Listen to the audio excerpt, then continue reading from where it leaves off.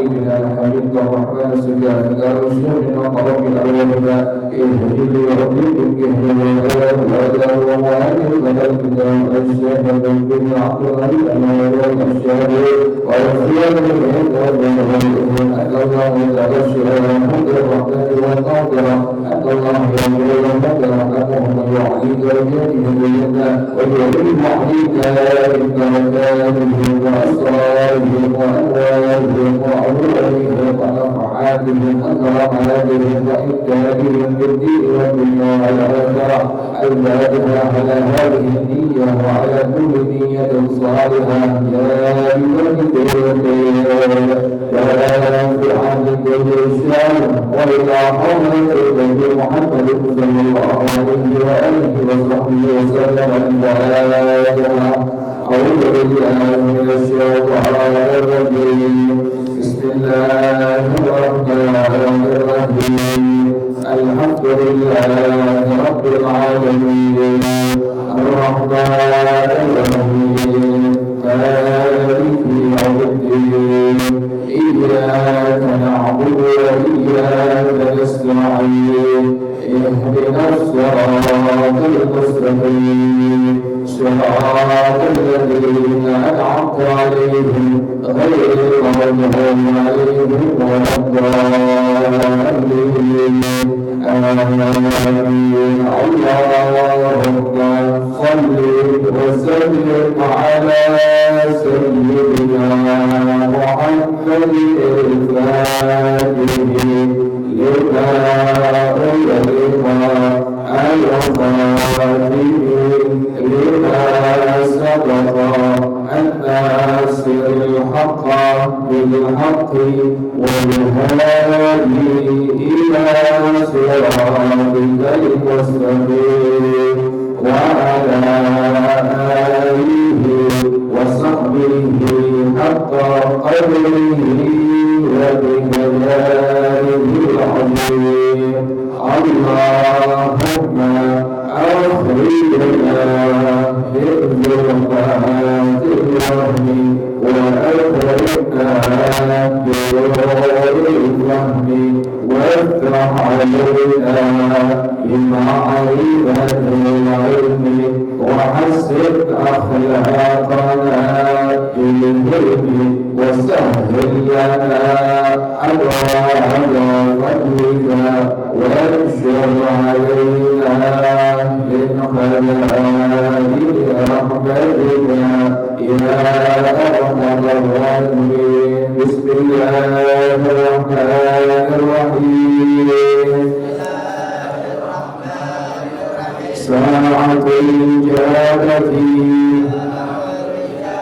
وفيها ساعة يستجاب الدعاء فيها. عن أبي هريرة رضي الله عنه أن رسول الله صلى الله عليه وسلم ذكر يوم الجمعة وقال فيه ساعة لا يفارقها عبد مسلم وهو قائم يصلي يسأل الله تعالى شيئا إلا أعطاه إياه وأشار النبي صلى الله عليه وسلم في قلبها وفي تحديد وقت هذه الساعة أقوال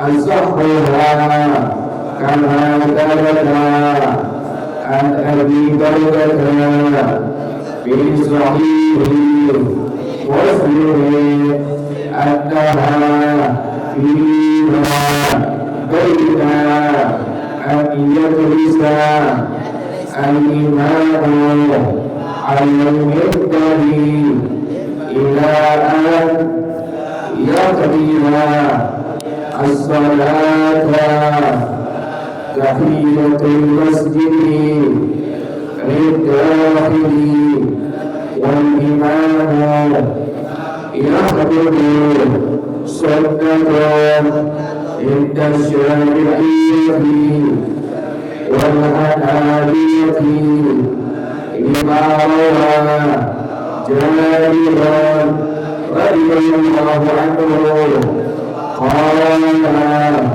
جاء رجل إلى النبي صلى الله عليه وسلم وهو يخبر الناس فقال وصليت يا فلان؟ قال لا. قال قل فارفع. وفي رواية فصلي ركعتين. وقال صلى الله عليه وسلم في رواية إذا جاء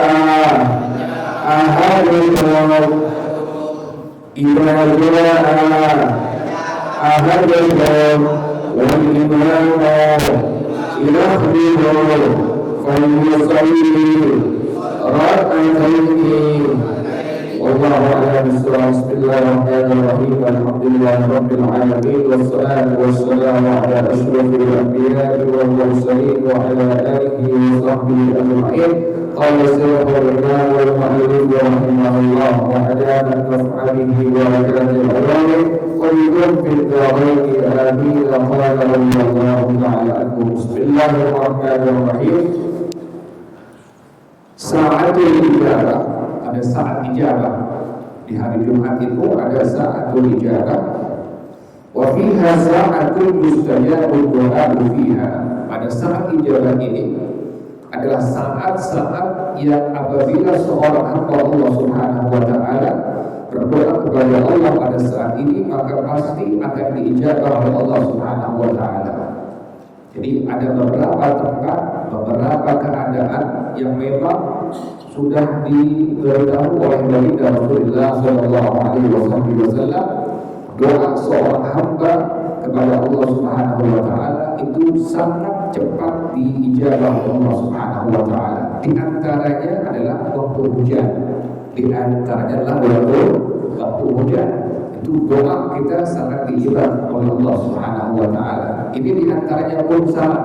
Di hari Jumat ada sa'atul ijabah. Apabila seorang hamba Allah Subhanahu wa taala mohon kepada Allah Subhanahu wa taala, pada saat ini pasti doanya akan diijabah, akan diterima, akan dikabul oleh Allah Subhanahu wa taala. Dalilnya pada An-Nabi Hurairah radhiyallahu taala anhu. Ini hadis muttafaq alaih, riwayat Imam Al-Bukhari, riwayat Imam Muslim radhiyallahu taala anhuma. Akhir sanad dari Imam Abu Hurairah, sahabat Nabi yang dari sejak mudanya menemani bahkan belajar secara istiqamah mulazamah kepada baginda Rasulullah sallallahu alaihi wasallam, yang tak pernah meninggalkan majlis-majlisnya Rasulullah sallallahu alaihi wasallam, sehingga Al-Habib Al-Dhahabi rahimahullah dalam kitab beliau Syiar A'lam Nubala, beliau mengatakan di sana sepeninggal baginda Rasulullah sallallahu alaihi wasallam, maka beliaulah Sayyidina Imam Abu Hurairah radhiyallahu taala anhu yang menggantikan posisi dari baginda Rasulullah sallallahu alaihi wasallam sampai seluruh sahabat-sahabat Rasulullah sallallahu alaihi wasallam. Mereka semua beristifadah, mereka semua mengambil ilmu dari Sayyidina Imam Abu Hurairah radhiyallahu taala anhu. Sampai di zaman beliau itu tidak ada orang yang berani memalsukan hadis-hadis dari baginda Rasulullah sallallahu alaihi wasallam. Kenapa demikian?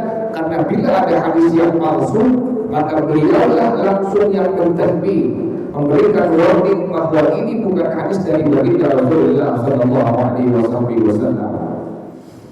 Jadi sahabat Nabi itu luar biasa, masing-masing ada bagian-bagiannya. yang paling cerdas, yang paling banyak mendengar hadis-hadisnya Rasulullah adalah ini diantaranya Sayyidina Imam Abu Hurairah radhiyallahu taala anhu. Beliau ini sahabat yang miskin, bahkan di bawah kemiskinan, tidak punya apa-apa, tapi beliau memiliki semangat yang luar biasa untuk terus belajar istiqamah dalam menghadiri hadis-hadisnya Rasulullah sallallahu alaihi wasallam. Al-Imam Asy-Syafi'i rahimahullah beliau mengatakan bahwasanya ada 700 sahabat-sahabat Rasulullah sallallahu alaihi wasallam yang merupakan ulama-ulama di kalangan sahabat yang beristifadah, mengambil ilmu, mengambil hadis langsung dari Sayyidina Imam Abu Hurairah radhiyallahu taala anhu. Makanya kita sering belajar hadis, banyak pasti kita baca akhir zakatnya an Abi Hurairah radhiyallahu taala anhu. Kata beliau, anna Rasulullah sallallahu alaihi wasallam dzakara yawm al-jum'ati, bahwa Rasulullah sallallahu alaihi wasallam pernah mengingat satu hari Jumat. Nabi ingat, pas Nabi ingat, ini tentang hari Jumat. Wafaqala, langsung Rasulullah sallallahu alaihi wasallam bersabda, fihi sa'atun la yuwafiquha 'abdun muslimun wa huwa qa'idun yusalli yas'alullah ta'ala syai'an illa a'tahu iyyahu. Pada hari Jumat ini ada satu saat, artinya tidak banyak, tidak lama, hanya beberapa second saja, beberapa detik saja, yang bila seorang hamba Allah Subhanahu wa taala memohon kepada Allah Subhanahu wa taala di saat ini, seorang hamba muslim, seorang hamba mukmin memohon kepada Allah pada saat ini, Rasulullah sallallahu alaihi wasallam, apapun yang dia minta, maka pasti illa a'tahu iyyah, pasti Allah akan berikan setiap yang dia minta kepada Allah Subhanahu wa taala. Wa asyara lin-nabiy sallallahu alaihi wasallam biyadihi al-karimah. Rasulullah sallallahu alaihi wasallam memberikan petunjuk dengan tangan beliau yuballighuha, bahwa saat ini saat ijabah, saat singkat waktunya di hadapan Allah Subhanahu wa taala. Ini sangat sebentar. Bagaimana sangat sebentarnya?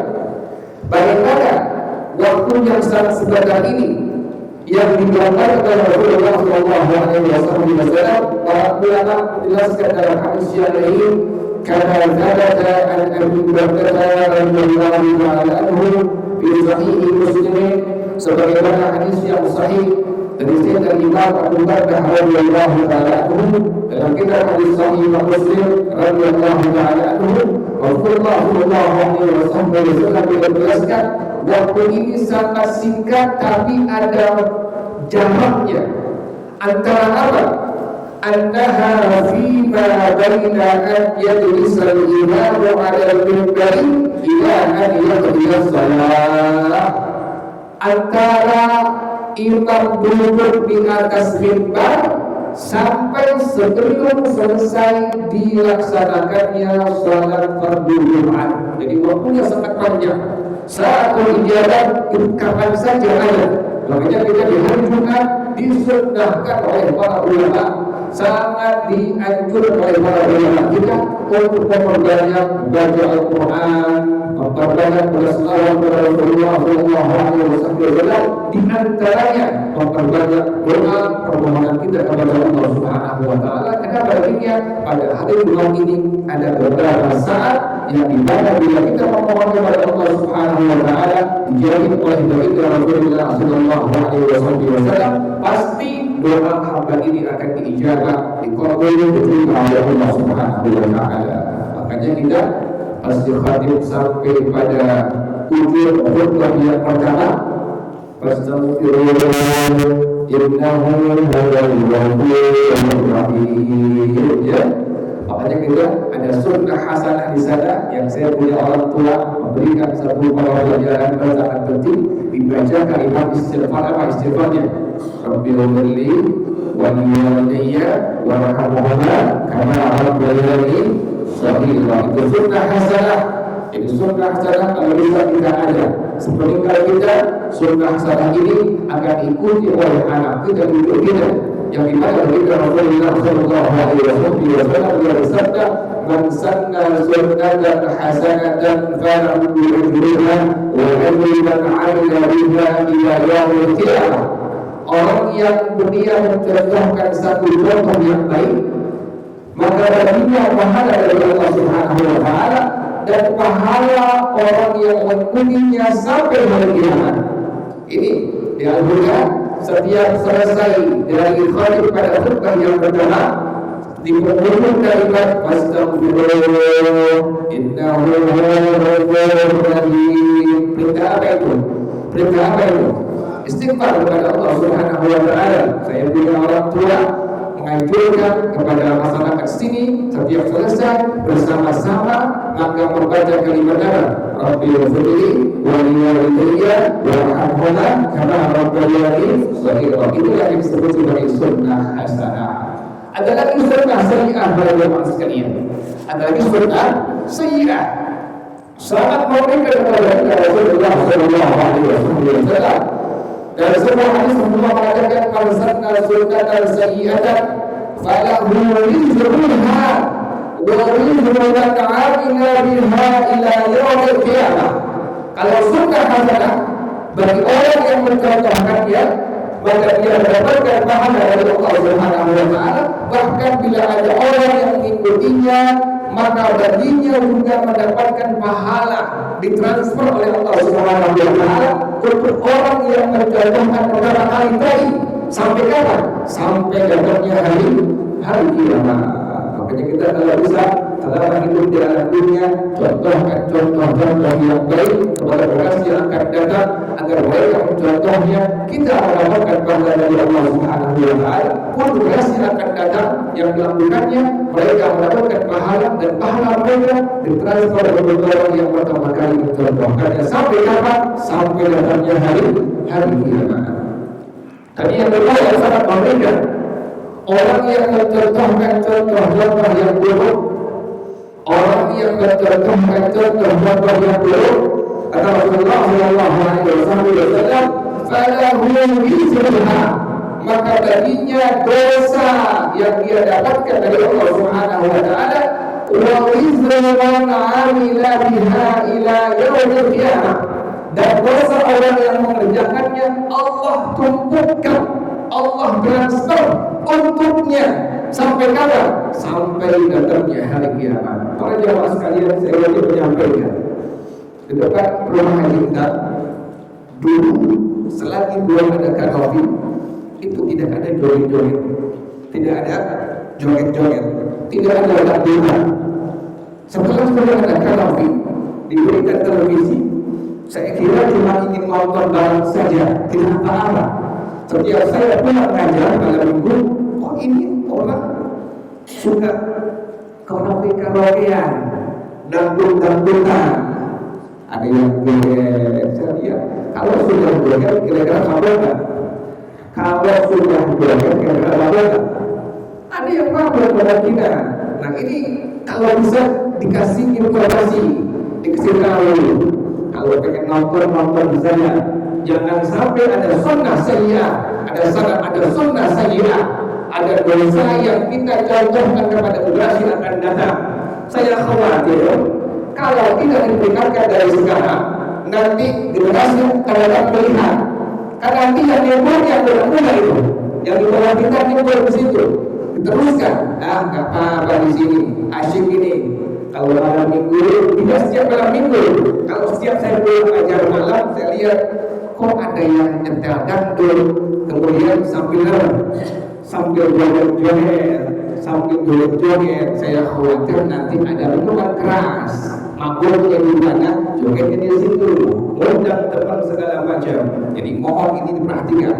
Silahkan ngumpul, silahkan nonton balap, tapi jangan setel lagu dangdut bagi sampai joget-joget. Ini kan roda 5, ini kampung kita. kampung guru-guru kita. Di sini ada Al-Habib Abdul Rahman As-Segaf rahimahullah, ada Muallim Nurul, ada Muallim Wahab, ada Muallim Sabri, saya punya orang tua.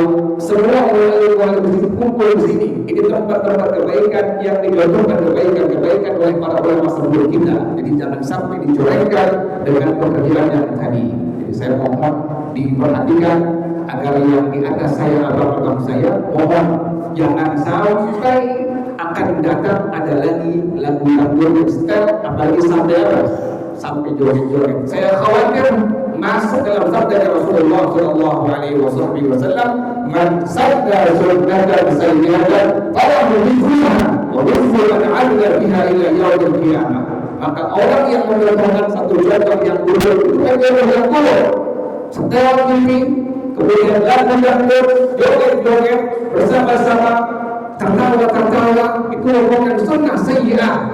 Maka masuk dalam hadisnya Rasulullah SAW, ada anak muda di bawahnya ngeliat nimbrung di situ, ikut-ikutan joget, ikut-ikutan lagu-lagu setel, apalagi sampai mabok, itu sunnah sayyi'ah, adalah perbuatan dosa, dan bila diikutinya bagi orang yang mencontohkan pertama kali mendapatkan dosa dari Allah Subhanahu wa Ta'ala sampai hari kiamat. Jadi mohon perhatikan, mohon itu dikasih warning, dikasih peringatan.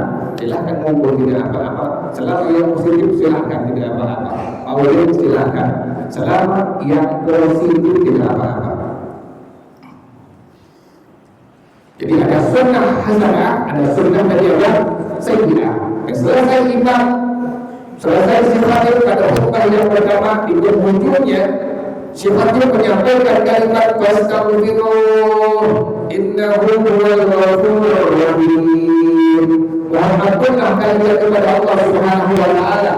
Maka semua jamaah di Al-Bid'ah khususnya maka mengucapkan kalimat Rabbil waliyadiyya warhamhuma karena orang beriani saudara. Ini sunnah hasanah yang dicontohkan oleh orang tua saya. Jadi saat ijabah ada, tapi sebentar pada waktu hari Jumat ini kata baginda Rasulullah sallallahu alaihi wasallam, wallahu a'lam bissawab. Al-Fatihah. A'udzu billahi minasyaitonir rajim. Bismillahirrahmanirrahim.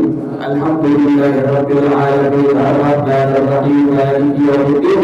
Iyyaka na'budu wa iyyaka nasta'in. Ihdinas siratal mustaqim. صراط الذين أنعمت عليهم غير المغضوب عليهم ولا الضالين آمين يا ربنا اعترفنا وأننا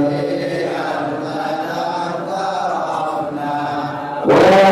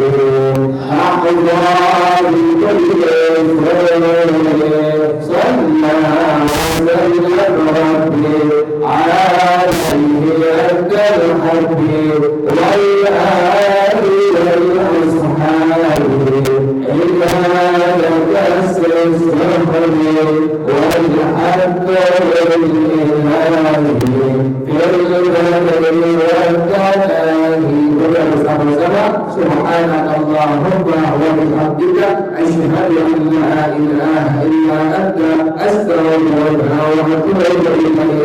الحمد لله على نعم الله الحمد لله على بركات الله الحمد لله حمدا وافي نعمه وإنعامه وزيدا والحمد لله رب العالمين يا رسول الله سلام عليك يا رب العالمين يا رسول الله سلام عليك يا رب العالمين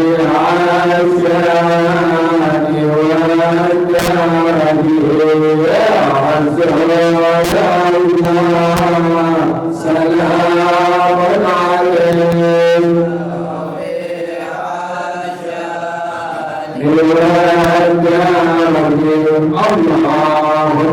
صل وسلم وبارك عليه وعلى اله. الله. السلام عليكم ورحمه الله وبركاته.